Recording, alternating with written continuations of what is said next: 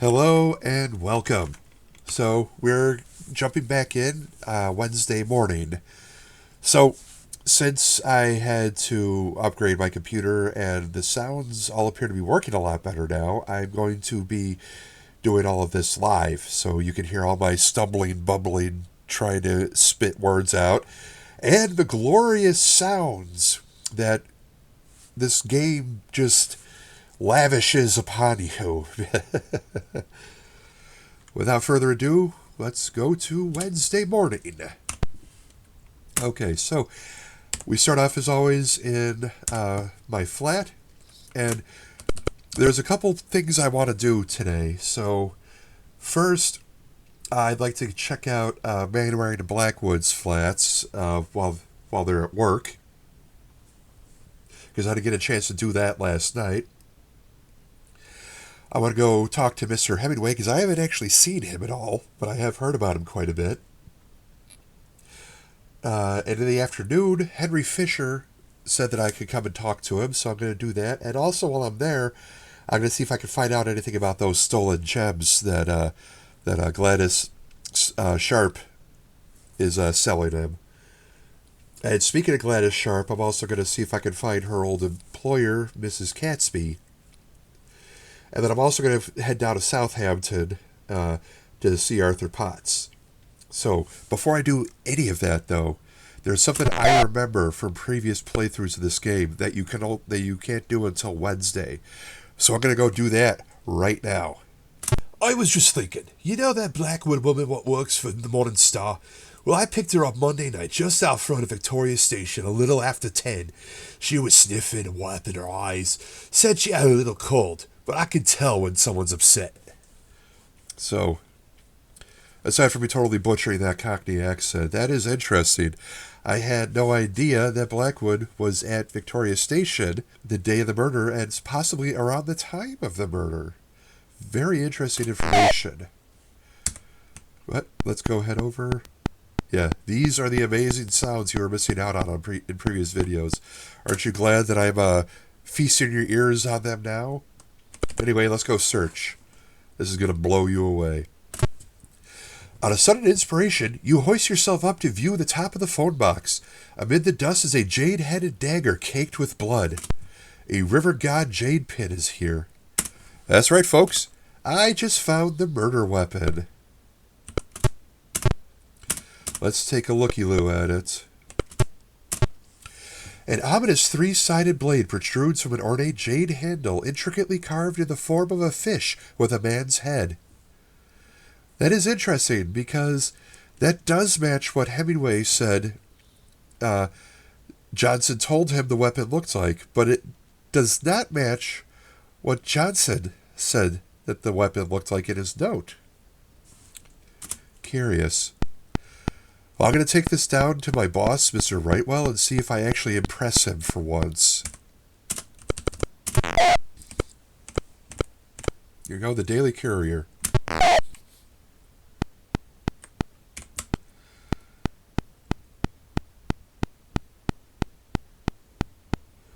Boss, you are not going to believe the evidence I'm contaminating right now.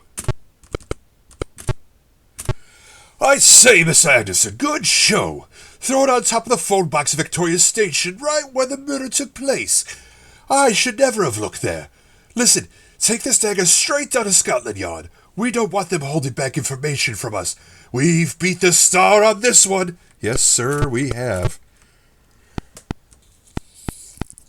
Straight down to Scotland Yard I go.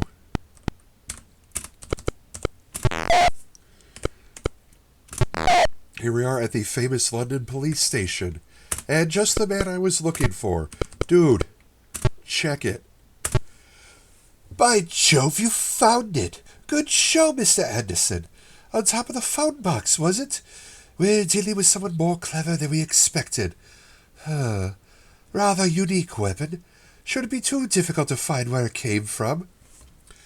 Well, he took it from me, but he's the police, so I'll accept that. If I recall, I can get a picture of the weapon later. So I'll come back later to do that. But while I'm here, let's see what else we can look at. Hey! Redmond's flat. Well, since he works nights, maybe I can. Nope, he's asleep in here right now. So yes, I cannot search because he's asleep. You know what? I'm thinking maybe I should backtrack. Thinking maybe I should backtrack and check this place out because he's got some history with Johnson, so there might be something here. So I'm gonna go back to the game I saved Tuesday night, and don't worry, I'll fast forward through everything we've already done before. Let's go. And then when I catch up back to handing off the weapon to the inspector, then I'll jump back in.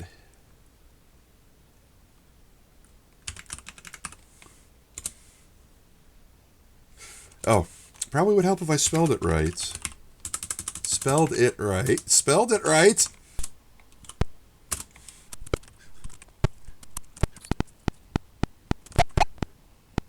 Okay, we're back at Redmond's flat. He is at work, so I can search the place. You discover a fat scrapbook with news clippings and notes of every murder in Britain over the last 10 years. Redmond's scrapbook is here. Okay, let's grab it. And let's give it a look.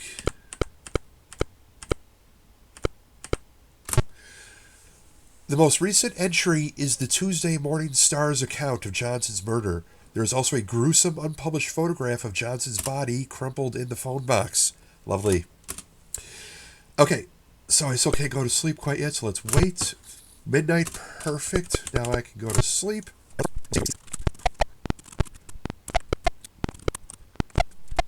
Okay, and now back to where I was, where I showed him the murder weapon, and he took it from me. So right now I'm going to save.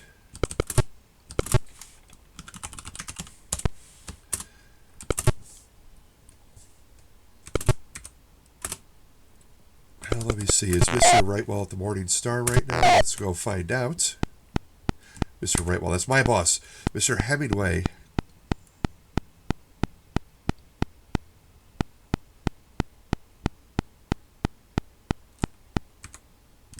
Wait, that's the room he's supposed to be in. Okay, he's not there. No, that's not where he's supposed to be. Oh boy, I'm going crazy. Sorry.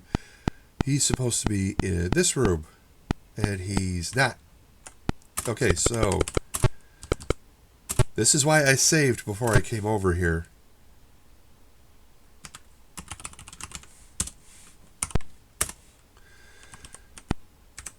Okay. Let me take a look. Is there anywhere here I haven't been yet?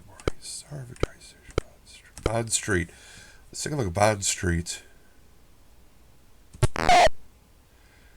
Araby's Exotics. Okay, is there anywhere... is there anything over here? Nope. And there's probably nothing on the other side either. I don't think I showed you that before. He kind of bounces if you go to a spot you can't actually walk past. Okay, inside Araby's.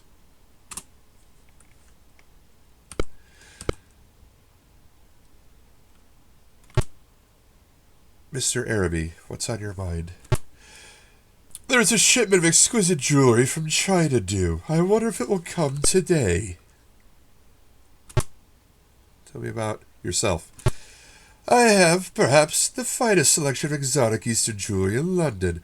I deal only with the most exclusive clientele. I wonder if he knows Henry Fisher, because I believe he deals in jewelry too. Mr. Fisher was in last Friday around 5 o'clock. He was looking for a jade hairpin depicting a river god. Generally it is sold in a pair with a snake goddess pin. He wanted only the one. Mr. Fisher tendered his trade card and asked for a discount. Okay, so I did learn something here. It turns out that Fisher was here the day before the murder looking for a pin that matches the one that I found on top of the phone box. This is getting very interesting. Okay, so I think that was worth it. Let me go. I never got a chance to check out Amethyst Manwaring and Beryl Blackwood's houses, so let me go to Piccadilly. Let's see. No one's in there. I didn't think so. I just thought I'd check. Mosher's Menswear. Okay, Man of Evaneldes. Let's take a quick look. Manwaring is there. Okay, good. So maybe I could check her place out.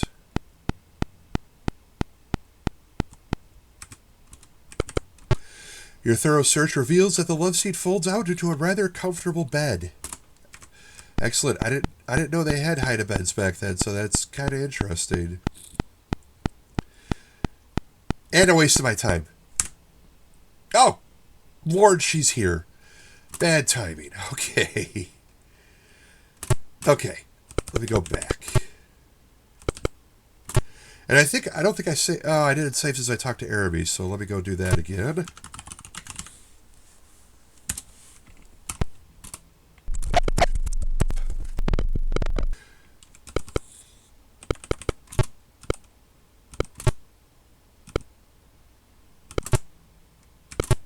Okay, so I just saved because I had something really big I'm going to go do. It's probably going to take a lot of time up. I'm headed down to Victoria Station. I'm going to go to Southampton and talk to Mr. Potts. And hopefully by the time I'm done with this part, I can go check out Beryl Blackwood's place. But at least I know now there's nothing to be found at Manwaring's. Oh, who's this? Looks like a housekeeper. Seems kind of odd that that a guy who, as far as I can tell, is like a longshoreman has a housekeeper. But I mean, what do I know? This is a long time ago. Maybe it was normal for working class people to have housekeepers. Anyway, gonna talk to her. Mrs. Hardney. I've just been reading Agatha Christie's new novel, Nemesis. I do so love her Miss Marple stories. I like how they slipped in a little reference to Agatha Christie there. And, you know, I think I've read Nemesis, actually. Well, since there's only one person I can think of on my list that you would know, let me ask you about your boss. A distant relative left Arthur a sum of money about a year back. It's more than enough to retire on. He wants to keep working, though. Tells me he wouldn't know what to do otherwise. He's hardly ever home because he has investments in London and Brighton, besides his stewarding job. He looks a bit rough, but he's quite gentle. Awesome. I guess that explains how he has a housekeeper. Okay. Kind of feel like this was a waste. I'm gonna save, though. There's probably some other stuff. I doubt they have this whole town here just for one thing. So let me save. Just in case. Let me see. Searching. Your thorough inspection uncovers a large collection of Agatha Christie novels belonging to Mrs. Hardney. Yeah, boy, really pushing the Agatha Christie connection, aren't you? The apothecary. That's a pharmacist. Southampton Inn. Nobody's here.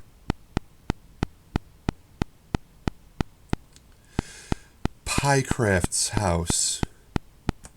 I wonder if he crafts pies. Save again. I'll just save the pots. I didn't actually use up all that much time there. Okay.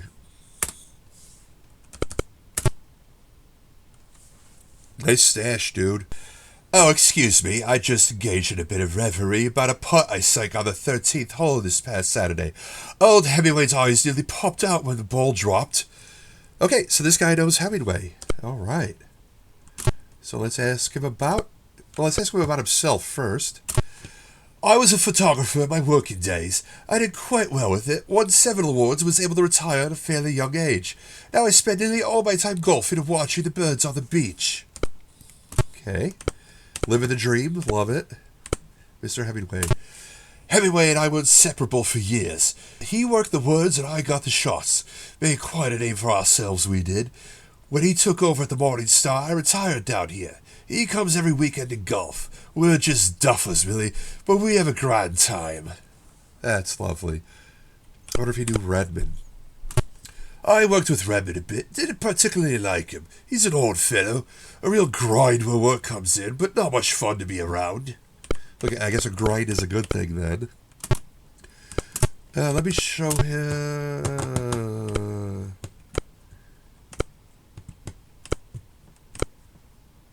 Well, maybe some of his pictures are in this scrapbook. As Pycraft thumbs roughly through the book, a news clipping tears loose and floats to the floor. Why, look at this, Miss Anderson. I took that photo years ago. Let's look at this photo. There's a rather interesting photograph on the coffee table. Photo of Amethyst is here, and a news clipping. Okay, got two things to take. Photo of Amethyst and a news clipping. Right, let me examine these. This is not going in the direction I thought it would.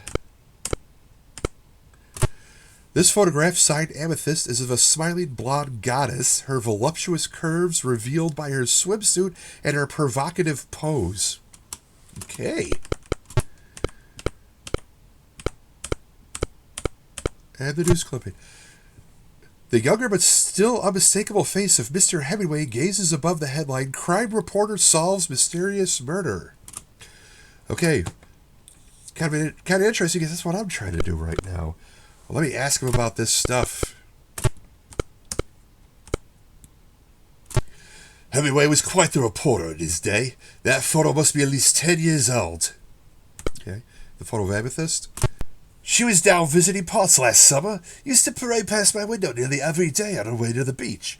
Wasn't one bit reticent to pose for me. You can take that if you like. I took a whole roll of her. A few can't be publicly shown. Whoa. Okay. Wow. I did not expect this to go in that direction. So Amethyst Manwaring knows Potts. Well, she did mention she knows Potts, so I think back on it. Quick check, is there anyone in here now? Nope.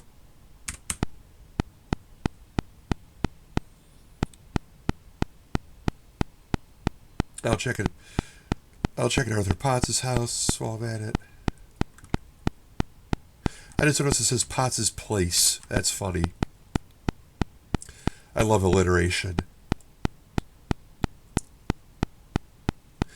See, if this has been like Sammy's Sundries, I like that a lot more. Southampton Station, very nice.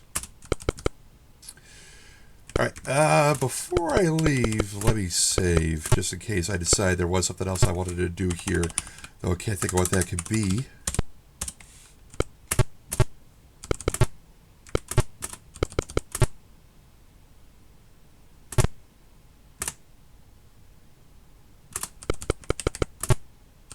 I'm going to save all of here, too.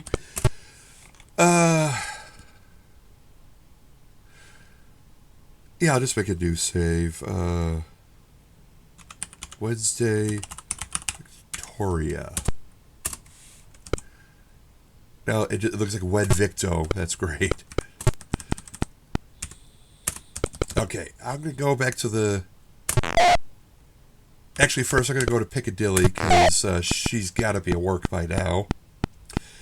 And then I'll go to the Morning Star, and hopefully Hemingway's there. Because I don't actually know what he looks like or anything. I've never spoken to him. I mean, apparently I know him in this game, but, you know, that's backstory. And I know there's nothing to be found here already.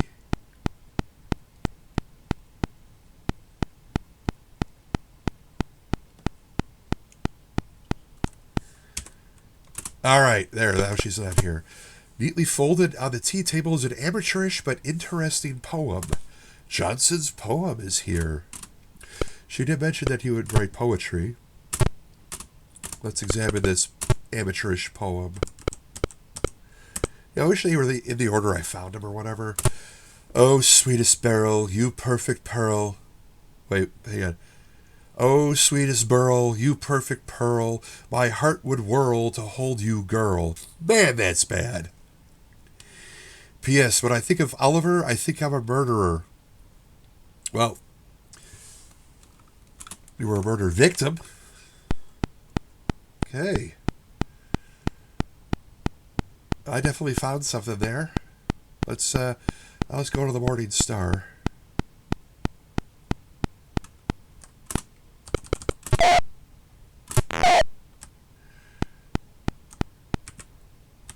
Yeah, there's Timmons.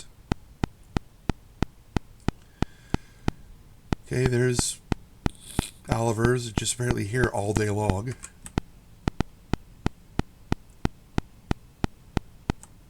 There he is. Okay. Looks like he's wearing a vest. Save it as Hemingway. You know what? I just realized something. That Piecraft guy said that he said that he took the photo of Amethyst when she was coming from Potts's place. So maybe I should check with the housekeeper, see if she knows anything about Amethyst man wearing.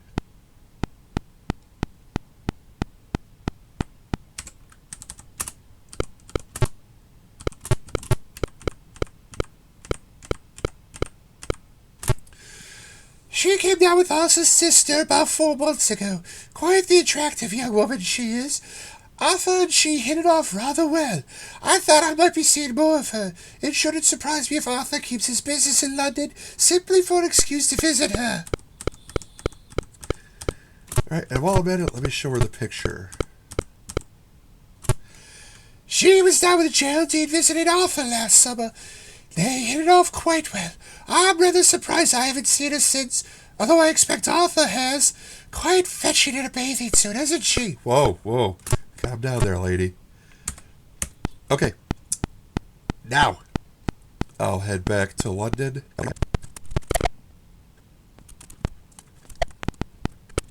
Okay, now I'm going to talk to Hemingway. I'm wondering why you're snooping around here instead of going after that Mr. Fisher. He's the murderer, all right. Okay. Not sure why you'd be telling me that when I work for a different company. I've been working in the news business for 25 years, and I've seen a lot of crimes. Keep your eye on my man, Oliver. I've taught him my method, and you might learn something of how it's done.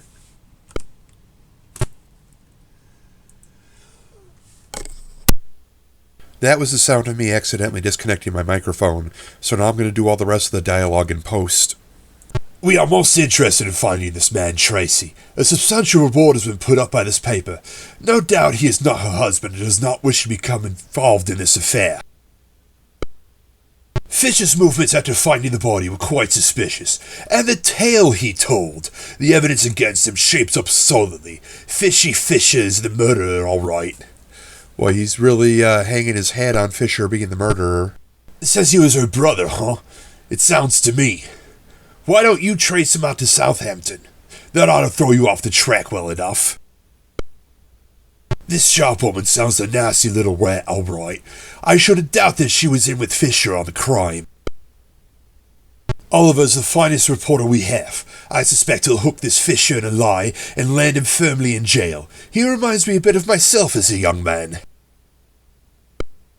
Redmond's a most secretive fellow, simply disappears on his off days.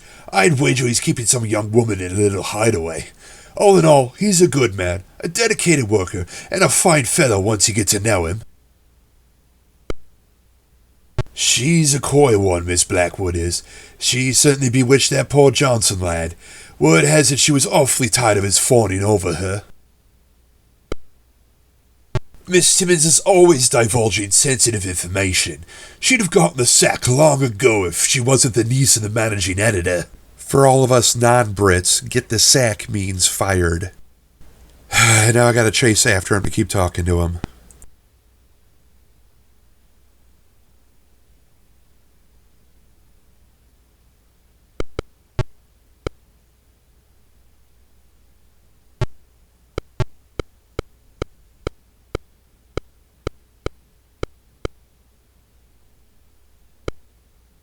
I was quite surprised when Johnson turned up the murder weapon.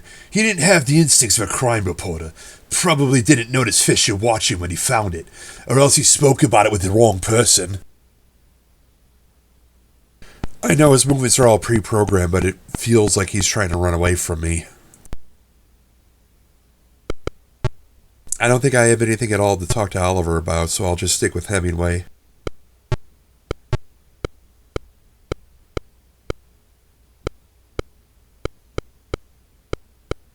Obviously, Miss Tracey had too many irons in the fire and got burned.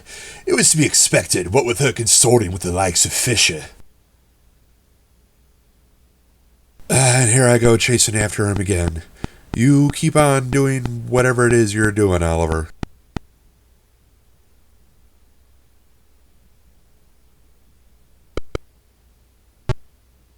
Okay, I don't think there's anyone else that I need to talk to him about.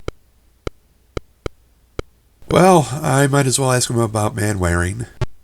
I haven't met any Miss Manwaring. Oh well. I don't think there's anything else I need to talk to him about. I remember one time playing this game as a kid, I showed him the murder weapon and he took it from me. So I'm not showing him anything else. Alright, I got a lot of ground to cover and a lot of places to go, so back to Victoria Station. Just gotta save first.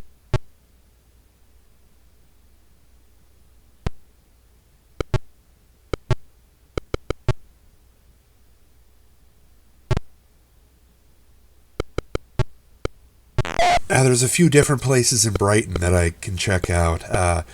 As I recall, Maidstone Avenue is where Mrs. Catesby lives. I don't think I need to go see her just yet. North Street is where Fisher's store is. Hove. I can't remember what's at Hove. Here's a juicy piece for you. Monday night around 8:30, I saw Mr. Fisher driving like a bat out of hell on the way to London. At least I think it was Fisher. Not too many people can afford to drive a Rolls, you know. The only other I know of is that Catesby fellow. And why would he go to London late at night? Oh, look, it's that newsboy from the opening sequence. Well, anyway, according to my notes, Sharp was going to sell her stolen gems to Fisher around noon, so I missed that. But maybe I can still snoop around his place and find out something interesting. And speaking of finding out something interesting, that story that Cabby had to tell me is getting me thinking. So, Fisher was heading towards London Monday night, the night that Johnson was murdered. That would kind of suggest that maybe he did have something to do with Johnson's murder. Okay, so while I was rambling, I saw the Royal Cambridge Hotel, and there was some kind of waiter in there. Nothing too interesting. Oh, and here's Fisher's store, which is actually Fisher and Flensburger Jewelers. Funny how you never hear about the other guy. And of course, I'm going to look around, but first, I'm going to save.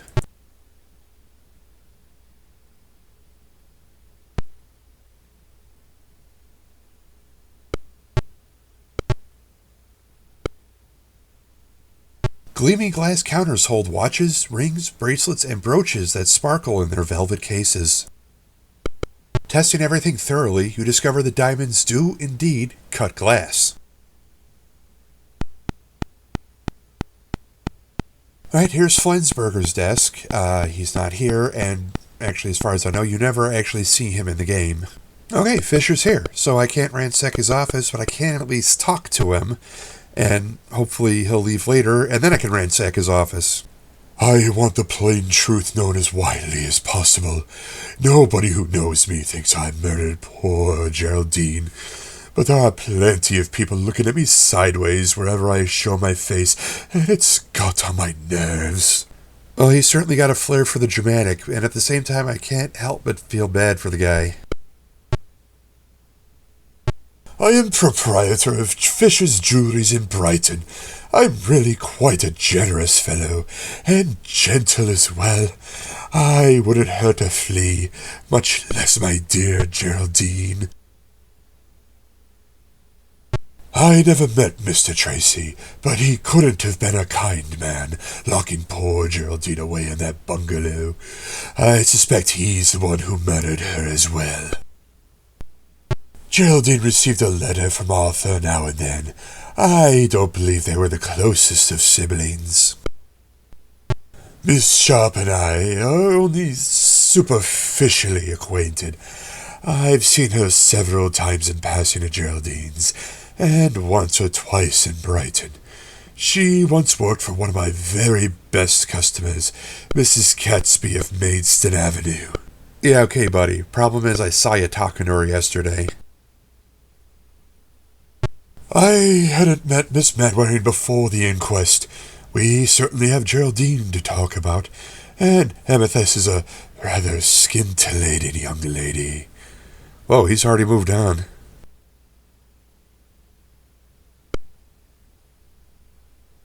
I was not acquainted in any way with Mr. Johnson, and to think I would be under suspicion of his murder.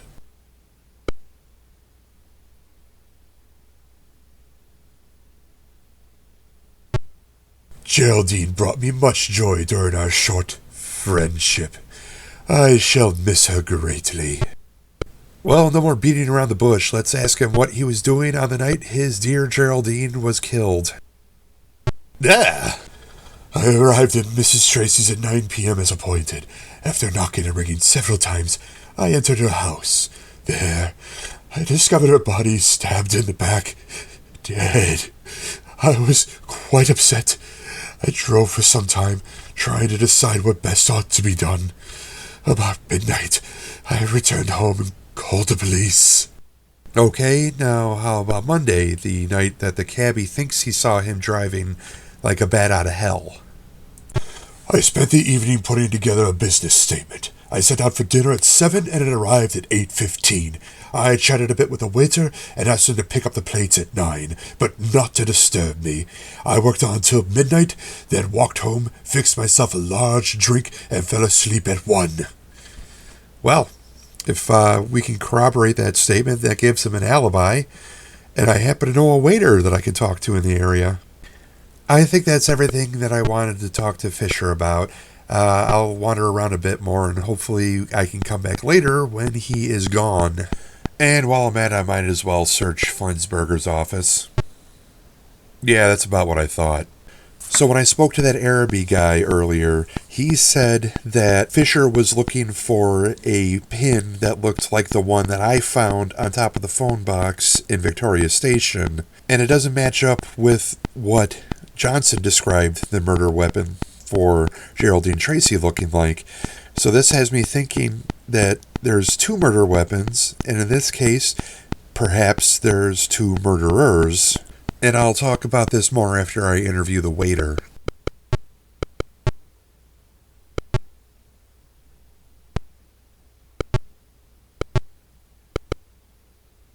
It's funny you should ask, Mr. Anderson. I was just wondering whether you would tip me for the information I'm giving. Mr. Fisher lives out of Hove, but he eats here daily. And what an eater he is. Just this last Monday evening he had me bring a meal for two to his office. I came back an hour later and there was nothing left but a half-crown for myself. He'd eaten it all, you know. A waiter can tell. Well, Fisher is a pretty big guy, but I'm not sure he would eat two whole meals in one sitting. Though, this does seem to confirm his alibi that he gave me earlier. I'm going to ask him about Monday night, just to double check. Monday I took dinner over to Mr. Fisher's at 8:15. He was in late working. I went to pick up the plates at 9. He told me not to bother him, but I could tell he was there. His light was on in his office and his coat and hat were laid across the table. Okay, well that does match up with what Fisher told me. Though even if he was in his office at 9, that would still give him time to drive down to London from Brighton and kill Johnson at 10:15. So I'm not sure if this really clears him at all. So back to what I was saying before. It's possible that one person killed Geraldine Tracey and a different person killed Johnson. But who could it be?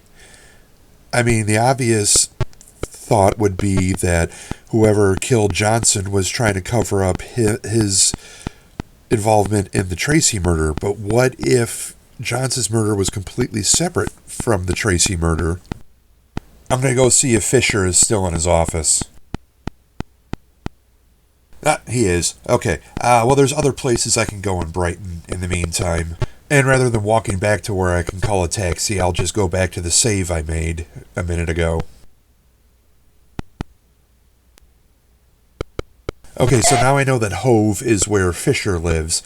I don't think I have any reason to go there right now. I'm going to go look up Mrs. Catesby in Maidstone Avenue.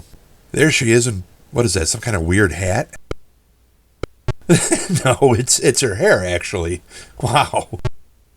I'm wondering who burglarized my house Saturday. My entire collection of unset gems was stolen. I rather suspect Miss Sharp, but one can't arrest someone on intuition, can they? I make it my invariable practice to never believe a word a servant says. I've employed a great many servants in the past, none other quite so disreputable as Miss Sharp.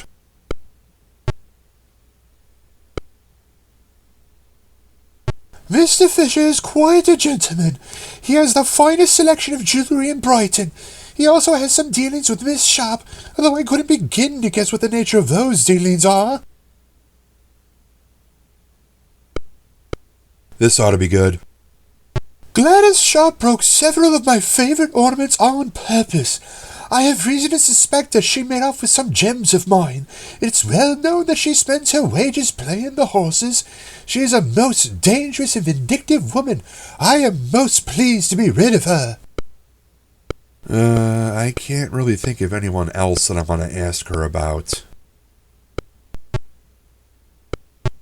Let me see if there's anything in the inventory I want to ask her about. No, not yet, but maybe I'll come back once I get my hands on whatever Fisher's got in his office. I don't think there's anything else on this street, but let me take a look anyway.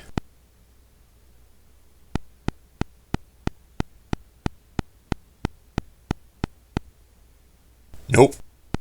Well, if nothing else, that killed some time. Let me save the game and then I'll look around some more.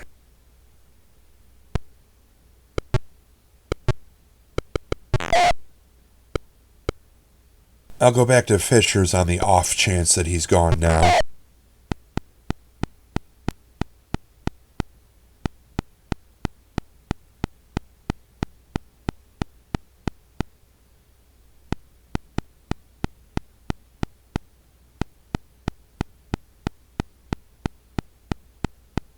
Yeah, he's still here. Let's see, where else can I go? I might as well go and look at his house. Who knows, there might be something there.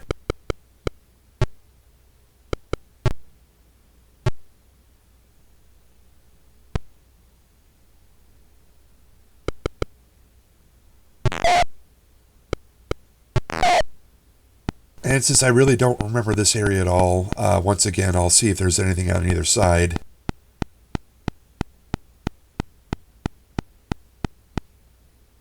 Okay, let's go in and take a look at his house. The expensive furniture is rather more modern than one might expect. You search carefully through all of Mr. Fisher's private files. And a big fat nothing.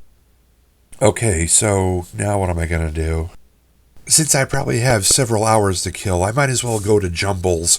As I recall, that's where Ms. Sharp lives. I just didn't bother going there yesterday. Man, Wednesday's going by a lot faster than Tuesday did. I've only been playing for about half an hour and it's already 4 p.m. Yep, and I recalled correctly, Sharp's shanty is right here. She's not home, so perfect time to do some snooping. 7 or 8 recent racing digests, a half-full bottle of gin, and the remnants of a cheese sandwich are on the table. Wow, nice place she's got here. You discover that the sandwich is a bit moldy, but nevertheless edible.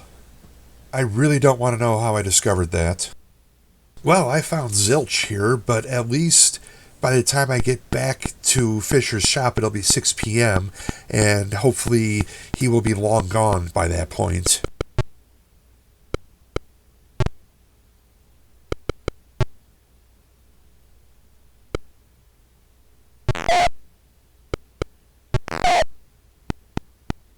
Alright, hopefully this all pans out, because otherwise I wasted 4 hours doing nothing.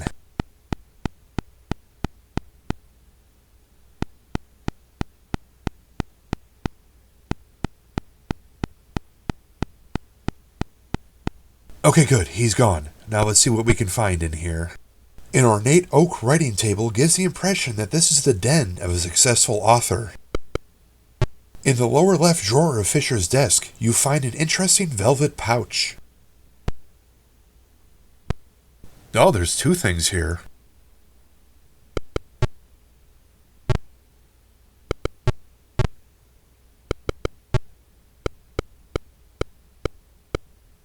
Opening the rich blue pouch, you discover an exquisite cache of rubies, sapphires, emeralds, and diamonds.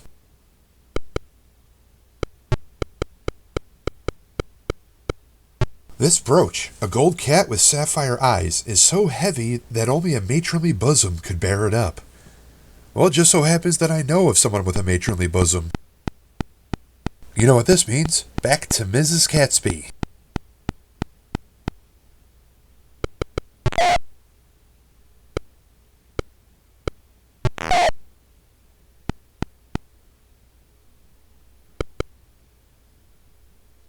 Let me show her the gems first, because I got a feeling those are hers. Those are quite beautiful. I collect on set gems, you know. Unfortunately, this house was broken into this past weekend, and nearly my entire collection was taken. I shall be receiving an insurance payment next week. Why don't you bring them by then? I'd be most pleased to purchase them from you. Oh, well, that didn't go the way I thought it would.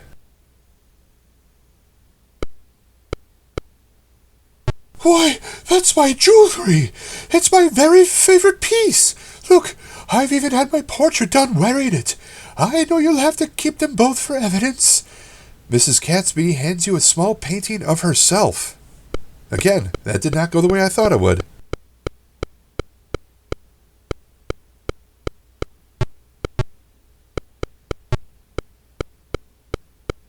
Okay, so despite the fact that she handed it to me, I don't see it in my inventory.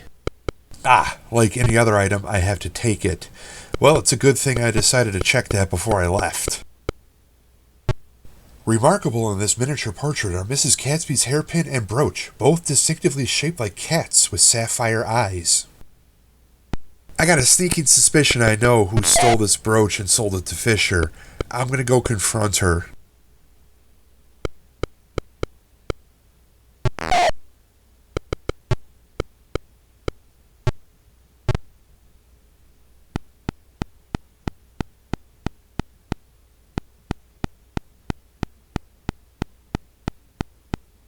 Okay, good, she's home. Time to face justice, Miss Sharp. Or something.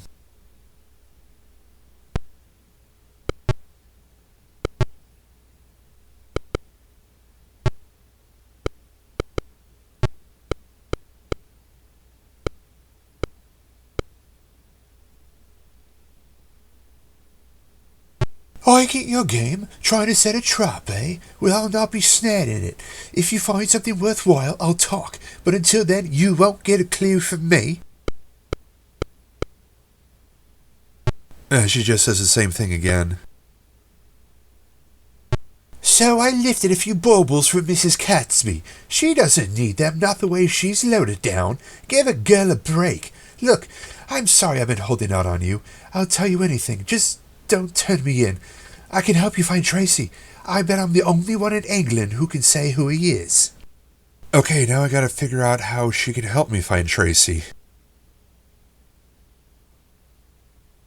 Maybe if I ask her about Tracey.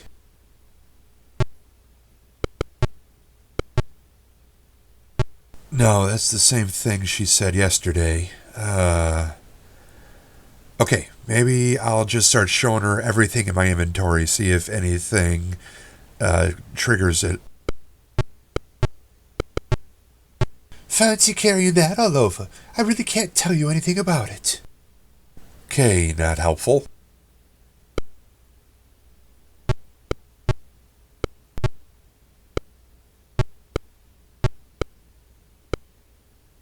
You're not showing me anything new. I've read that letter already. See, even her brother knew she wasn't married. I wonder what he means by our private affair. It wouldn't surprise me if he wasn't her brother either. Not the way she carried on.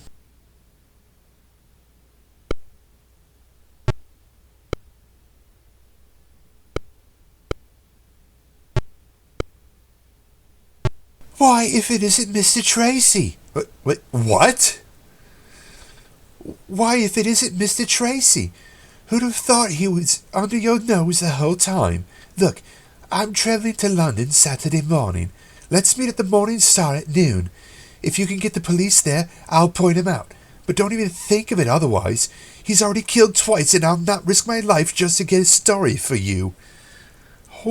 Holy. Okay, I need to process this. Tracey is Hemingway? Hemingway was Geraldine Tracey's husband? So, she wasn't the only one leading a double life then. Whoa. This does, answer a whole lot, though. Why Hemingway was pushing so hard to make Fisher look like the guilty guy. And this must also be why Hemingway put Johnson on the Jumbles murder case. He was probably hoping that Johnson would flounder around uselessly and not find anything. So anyway, I'm heading back to London. I don't think there's anything else I can find out today. It's already 10 p.m. I'm going to go down to Scotland Yard because, like I said before, I think I can get a picture of the murder weapon there now. And then I think I'll go talk to my news editor. A detailed photograph of the murder weapon is available on the sergeant's desk.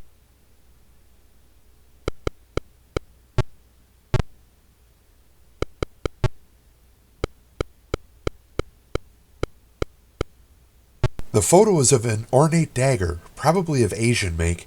The thin, three-sided blade is topped with a handle shaped like a fish with a man's head.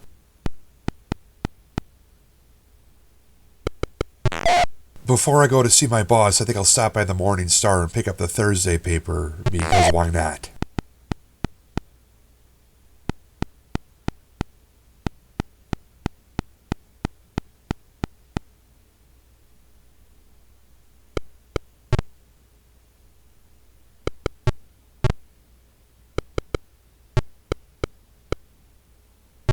Murder weapon found. Mysterious jade hairpin. Curse of the River God. 500 pounds for clue to missing husband. By Dennis Oliver.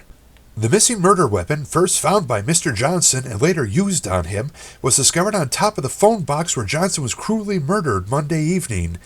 According to...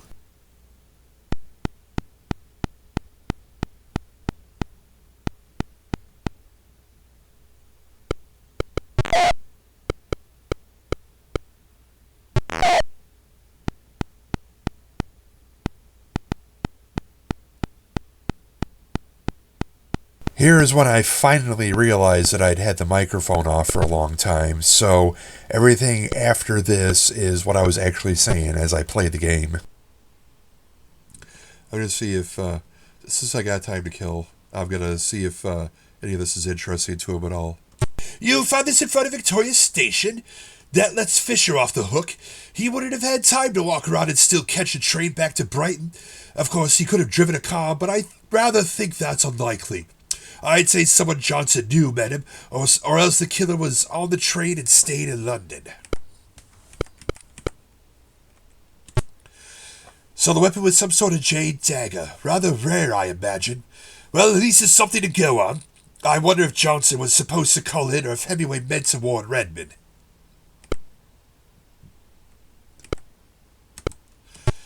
Oliver seems terribly pleased about Johnson's death. That makes me wonder why. You might ask Miss Blackwood what Johnson and she talked about. It was probably nothing, but you might give it a try. I already did, actually. How could you possibly be so foolish as to steal gems from a jeweller's shop? You'd better try to sneak them back in where you found them. We haven't got the money to continually post bail. I'd say this warrants a trip out to Southampton. Look into parts and see what this private affair is about. Well, I already did that. Only a few shops in the city would sell an oddity like this. Why don't you run through them and see what you can find?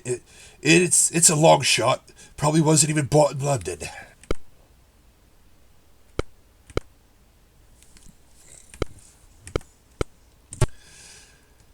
You're wasting your time packing that around. You're also risking a burglary charge over worthless junk. Use your head, Miss Anderson. Take it back to where you found it. I already got use out of it, so. Okay. Maybe just wait a couple times and then I can go to sleep. But yeah, he's telling me to do the same thing I was thinking about doing. I'm gonna go find different stores. I'm gonna go look up different. I'm gonna go look at different places like that Araby's place I was at earlier today, and see if they know anything about the murder weapon. So let me move on till midnight. There we go. Okay, now time to sleep. You realize you've become very sleepy and cannot properly carry out your investigation in this state. You make your way home and fall quickly asleep. You dreamt of the scent of incense and a curious shop on Bond Street with Araby's in red on the window. Yeah, I was planning on going there. You are awakened by the ringing phone as Mr. Rightweller shouts, "What makes you think I'll pay you for sleeping?" Okay. Save this at Thursday.